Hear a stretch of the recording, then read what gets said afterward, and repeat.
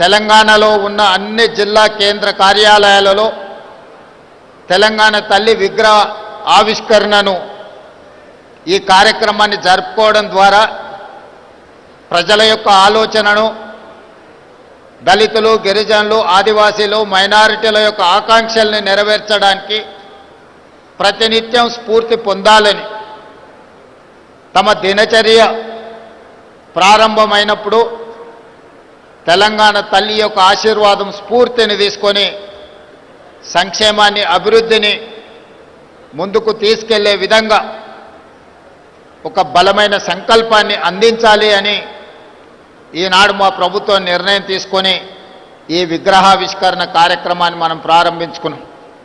అదేవిధంగా మీకు అందరికీ తెలుసు, తెలంగాణ రాష్ట్రం యొక్క ఆకాంక్ష 2004 ఎన్నికల సందర్భంగా శ్రీమతి సోనియా గాంధీ గారు కరీంనగర్ గడ్డ మీద నుంచి ప్రజలకు ఒక మాట ఇచ్చారు. మీ ఆలోచన, ఆకాంక్ష నాకు తెలుసు, తప్పకుండా నెరవేరుతుంది అని ఇచ్చిన మాట ప్రకారం ఎన్ని ఒడిదుడుకులు వచ్చినా, ఎన్ని అవాంతరాలు వచ్చినా అధిగమించి శ్రీమతి సోనియా గాంధీ గారు తెలంగాణ రాష్ట్ర ఆవిష్కరణకు సంపూర్ణంగా సహకరించారు.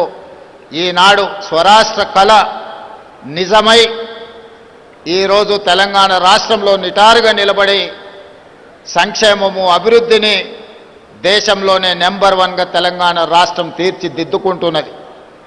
అలాంటి గొప్ప నాయకురాలు ఇచ్చిన మాటకు కట్టుబడి ప్రజల ఆకాంక్ష నెరవేర్చిన గొప్ప నాయకురాలు శ్రీమతి సోనియా గాంధీ గారి జన్మదినం కూడా డిసెంబర్ 9 కావడం మా అందరికీ సంపూర్ణమైన సంతోషాన్ని కలిగించే ఈ పర్వదినం ప్రతి సంవత్సరం తెలంగాణ తల్లి అవతరణ దినోత్సవాలతో పాటు శ్రీమతి సోనియా గాంధీ గారి జన్మదిన ఉత్సవాలను కూడా 4 కోట్ల తెలంగాణ ప్రజలు తెలంగాణ రాష్ట్రం ఉన్నంతకాలం జరుపుకుంటాం.